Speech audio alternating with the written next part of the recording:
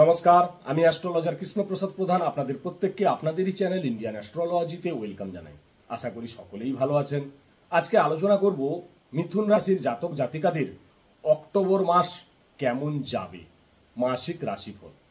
মিথুন রাশির মানুষ অনেকেই রয়েছেন, প্রত্যেকেরই কিন্তু আলাদা আলাদা প্রশ্ন থাকতে পারে, তাই সমস্ত প্রশ্নের উত্তর কিন্তু পাবেন আপনারা আজকের এই ভিডিওতে। তাই মিথুন রাশি যারা তারা তো দেখবেনই, মিথুন লগ্ন যারা তারাও দেখবেন, এবং রাশি লগ্ন যাদের মিথুন তারা অবশ্যই ভিডিওটি স্কিপ না করে সম্পূর্ণ মনোযোগ সহকারে দেখতে থাকুন। শুধু দেখলে হবে না, বুঝতেও হবে, এবং সবশেষে জানাবো কি করণীয়, কি করলে আপনারা অক্টোবর মাস আরো ভালো থাকতে পারবেন। তাই সর্বপ্রথমে দেখব অক্টোবর মাসের শুরুতে গ্রহের গোচর অবস্থান। রাশিতেই বসে রয়েছেন মঙ্গল, এবং চতুর্থ ভাব অর্থাৎ কন্যা রাশিতে বসে রয়েছেন রবি, বুধ এবং কেতু। পঞ্চম ভাব অর্থাৎ তুলা রাশিতে বসে রয়েছেন শুক্র। নবম ভাব অর্থাৎ কুম্ভ রাশিতে রয়েছেন গ্রহরাজ শনি। দশম ভাব অর্থাৎ মীন রাশিতে বসে রয়েছেন রাহু, এবং দ্বাদশ ভাব অর্থাৎ বৃষ রাশিতে রয়েছেন দেবগুরু বৃহস্পতি। তাই সর্বপ্রথমে দেখব স্বাস্থ্য, কারণ স্বাস্থ্যই সম্পদ। স্বাস্থ্য যদি ঠিক থাকে আমরা যে কোনো প্রতিকূল পরিস্থিতি থেকেও বেরিয়ে আসতে পারি। আপনারা প্রত্যেকেই জানেন মিথুন রাশির অধিপতি বুধ, তিনি চতুর্থ ভাবের উপরে বসে রয়েছেন, এবং তিনি 10ই অক্টোবর পঞ্চম ভাবে গমন করবেন, অর্থাৎ রোগ মুক্তির জায়গায়। কারণ আমরা রোগের বিচার করে থাকি ষষ্ঠ ভাব থেকে, ষষ্ঠের দ্বাদশ ভাবে বুধ কিন্তু গমন করবেন। এর ফলে শরীর স্বাস্থ্য নিয়ে আপনাদের কোনো রকম কোনো সমস্যা কিন্তু থাকবে না অক্টোবর মাসে, কারণ রাশিপতির অবস্থান শুভ রয়েছে। কিন্তু যেহেতু রাশির উপরে ষষ্ঠপতি মঙ্গল বসে রয়েছেন, তাই কর্মের জন্য একটু প্রেসার থাকতে পারে, কর্মের জন্য হেডেক হতে পারে, আপনাদের হঠাৎ করে একটু মাইগ্রেনের প্রবলেম হতে পারে, মাথার যন্ত্রণা হতে পারে, অথবা শরীরে টেম্পারেচার বৃদ্ধি পেতে পারে। এই ধরনের ছোটখাটো সমস্যা ছাড়া আপনাদের শরীর স্বাস্থ্য নিয়ে কোনো রকম কোনো সমস্যা কিন্তু থাকছে না। এবারে দেখব শিক্ষা। শিক্ষা আমরা মূলত বিচার করে থাকি প্রাইমারি শিক্ষা চতুর্থ ভাব থেকে, পঞ্চম ভাব থেকে এবং নবম ভাব থেকে উচ্চশিক্ষার বিচার করে থাকি। রাশিপতি তিনি চতুর্থ ভাবের উপরে বসে রয়েছেন, তুঙ্গ ক্ষেত্রে বসে রয়েছেন, স্বক্ষেত্রে বসে রয়েছেন, এবং পঞ্চমপতি শুক্র তিনি পঞ্চম ভাবের উপরে রয়েছেন। তাই শিক্ষার জায়গাটা আপনাদের অক্টোবর মাসের শুরুতে খুব ভালো থাকবে।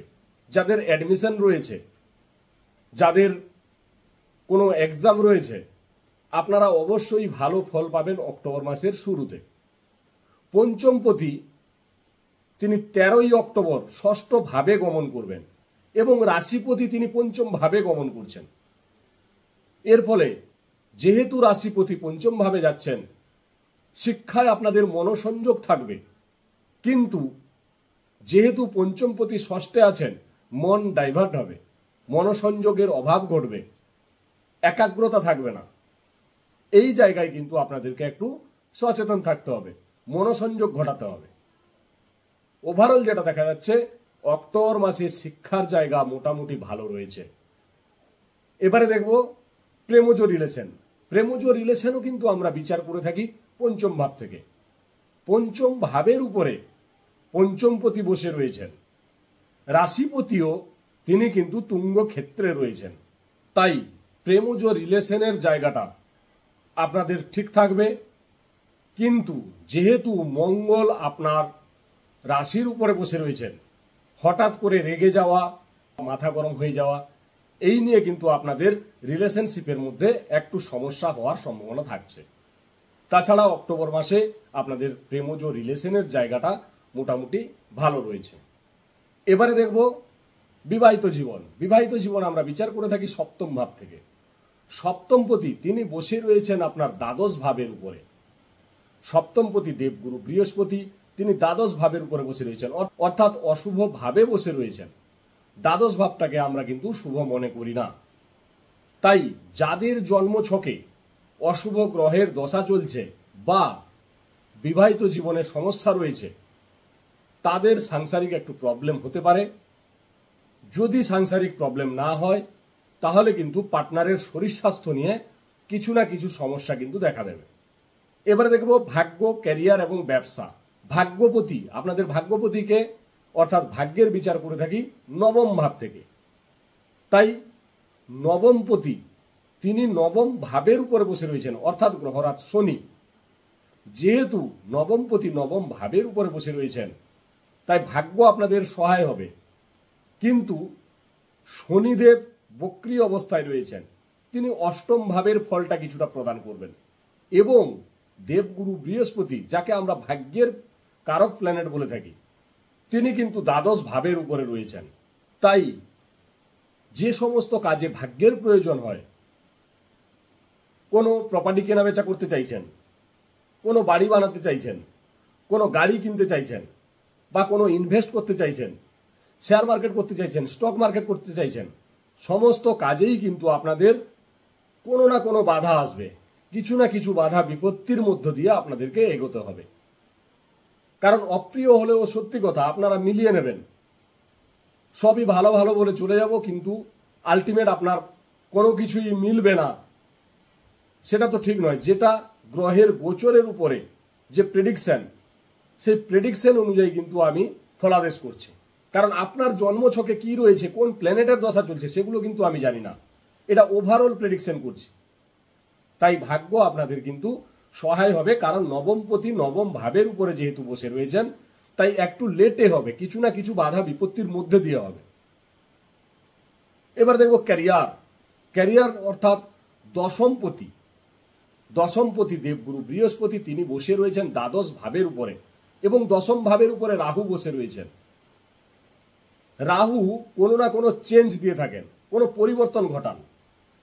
যদি আপনারা কোনো বিদেশে কর্মের জন্য যেতে চাইছেন, অবশ্যই আপনারা যেতে পারেন, কারণ রাহু বিদেশকে নির্দেশ করেন। এবং দেবগুরু বৃহস্পতি তিনিও কিন্তু দ্বাদশ ভাবে বসে আছেন। তাই কর্মের জন্য বাইরে যেতে চাইছেন, আপনাদের কিন্তু ভালো সময় চলছে, কিন্তু কর্মের জায়গায় কিছু না কিছু পরিবর্তন ঘটবে। কোনো কোম্পানি চেঞ্জ করতে চাইছেন, চেঞ্জ হওয়ার কিন্তু সম্ভাবনা থাকছে, কারণ রাহু পরিবর্তন দিয়ে থাকেন। কিন্তু জন্ম রাশি চক্রে যদি রাহু অশুভ অবস্থানে থাকেন, তাহলে কিন্তু কর্মের জায়গায় বিভিন্ন সমস্যায় আপনাকে জড়াতে হবে। এবারে দেখবো ব্যবসা আমরা মূলত বিচার করে থাকি সপ্তম ভাব থেকে। সপ্তমপতি তিনি দ্বাদশ ভাবের উপরে বসে রয়েছেন, এবং ব্যবসার কারক গ্রহ বুধ, তিনি কিন্তু শুভ অবস্থানে রয়েছেন। তিনি চতুর্থ ভাবে রয়েছেন, তারপরে তিনি পঞ্চম ভাবে গমন করবেন। কিন্তু যেহেতু সপ্তমপতি দ্বাদশে রয়েছেন, তাই যারা এক্সপোর্ট ইম্পোর্টের কাজ করেন, বিদেশের সাথে কোনো ব্যবসায় যুক্ত রয়েছেন, তাদের ক্ষেত্রে কিন্তু খুব শুভ ফল এখানে লক্ষ্য করা যাচ্ছে। তাছাড়া ব্যবসায় একটু কম্পিটিশন বাড়তে পারে, সেই দিকে সচেতন থাকতে হবে, কারণ সপ্তমপতি দ্বাদশে রয়েছেন। কিন্তু ব্যবসার কারক গ্রহ বুধ এবং রাশিপতিও বুধ, তিনি শুভ অবস্থানে থাকায় আপনাদের কিন্তু ব্যবসার জায়গা মোটামুটি ভালো থাকবে। কি করবেন, কি করলে আরো ভালো থাকতে পারবেন? দেবগুরু বৃহস্পতির বীজ মন্ত্র জপ করুন এবং বুধের বীজ মন্ত্র জপ করুন, প্রত্যহ হনুমান চালিসা পাঠ করুন। আজকে এই পর্যন্ত।